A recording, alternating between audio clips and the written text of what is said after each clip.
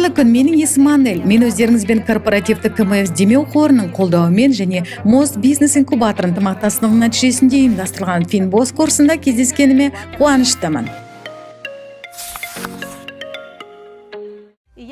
Мен бүгінгі сабақты жалғыз жүргізбеймін, көріп тұрғандарыңызда қасымда көмекшім бар, есімі Айару. Ол бүгін тренинг барысында маған көмектеседі. Бүгінгі сабақтың тақырыбы қаржылық құралдар. Қаржылық құралдардың басқа салалар сияқты көптеген өзіндік ерекшелігі бар. Сондықтан сабаққа зейін қойып, мұқият тыңдап, белсенді қатысып отырыңыздар. Ал мен сіздер осы дәрістен өздеріңізге пайдалы білім алса екен деп ойлаймын. Қаржылық құралдар әлеміне бірге еніп, оны өздеріңізге жақсы таныс фильм кейіпкерлері арқылы танып білейік.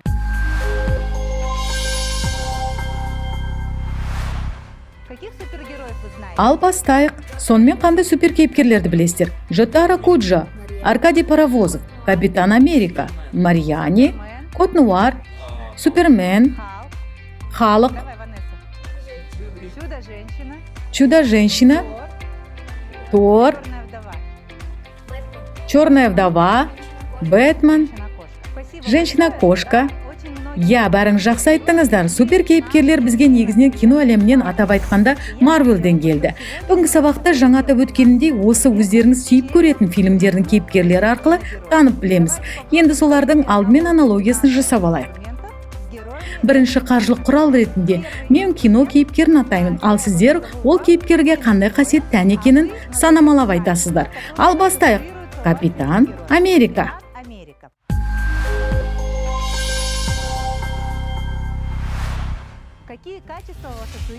Капитан Америка дегенде ең алдымен не ойларыңызға келеді? Патриот. Қорғаныс. Қалқаны бар. Сенім. Жауапкершілік. Дұрыс, жауапкершілік. Ұшқыр. Бірінші, осы қасиеттердің қайсысы қандай қаржылық құралда бар? Яғни ол өзін көшбасшымын, біріншімін деп атай алады. Оның үстіне оны мықтап қорғайтын қалқаны бар. Депозит. Әрине, депозит ол ең басты қаржылық құрал. Оны елдің бәрі жақсы біледі. Оны әркез қорғап тұратын қалқаны бар делік. Сонымен қалқан қандай деп түсінесіз? Қорғаныс. Депозитті қорғайтын, оған кепілдік беретін. Қазақстанның депозиттерге кепілдік беру қоры бар.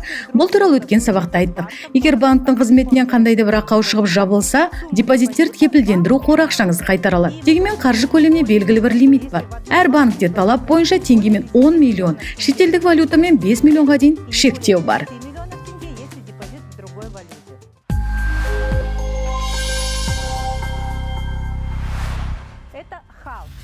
Мынау халық. Халық дегенде нені елестетуге болады? Жасыл, күшті, батыл. Өзінің күшін ұстай алмайды, бірақ ақылды және мейірімді.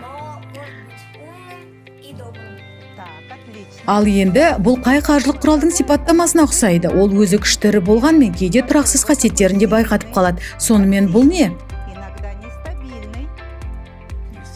Жылжымайтын мүлікке инвестиция. Жылжымайтын мүлікке инвестиция құю үшін қомақты қаржы керек. Ол тез арада көбейіп кетуі немесе азайып қалуы мүмкін. Бұл не себептен болады?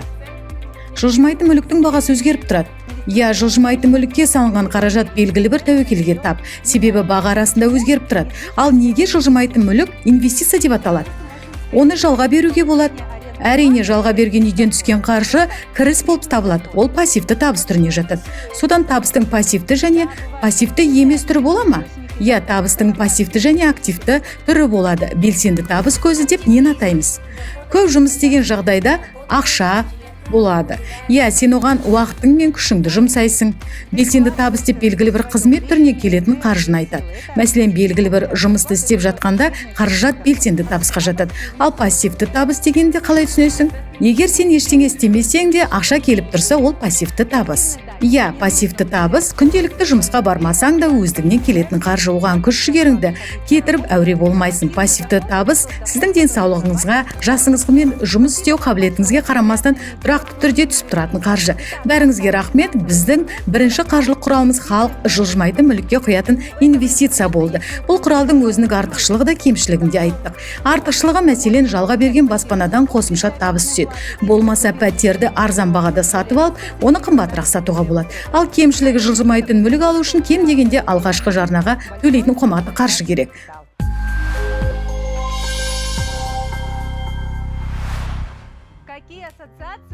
Темір адам дегенде қандай қасиеттер көздеріңе елестейді? Жалпы Тони Старк қандай кейіпкер?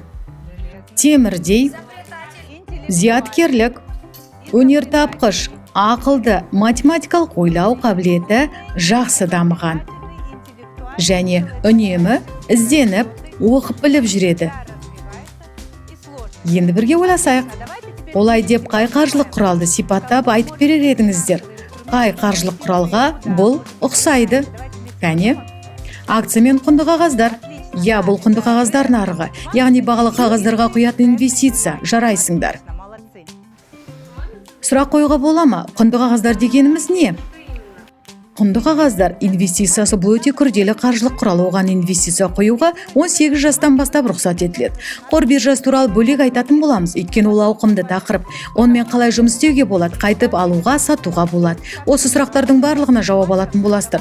Бәлкім бірнеше жылдан кейін Forbes журналындағы әлемдегі ең баянабдардың тізімінде сіздердің де аты жөндеріңіз тұратын шығар. Бәрі мүмкін ғой.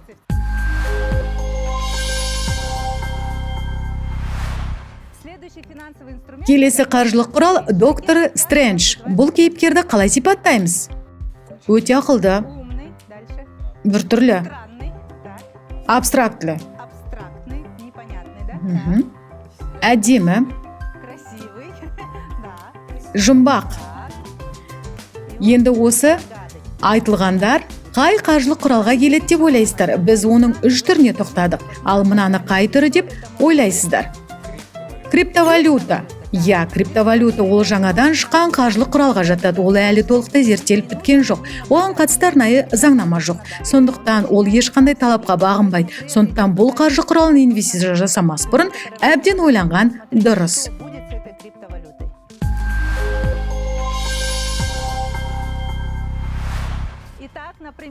Сонымен біз супер кейіпкерлер арқылы ең басты деген қаржылық құралдардың 4 түрімен танысып шықтық. Кәне тағы бір қайталайық.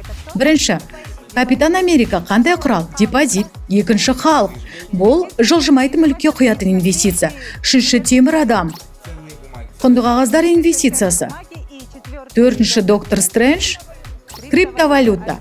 Я, бәрі дұрыс айттыңдар, өте жақсы.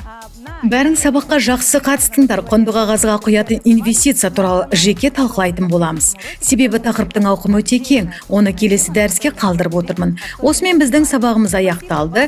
Тест тапсыруды ұмытпаймыз. Бұл алған білімдеріңізді бекіте түсетінін естен шығармаңыздар. Бәріңізге рахмет. Аман есен жүздескенше.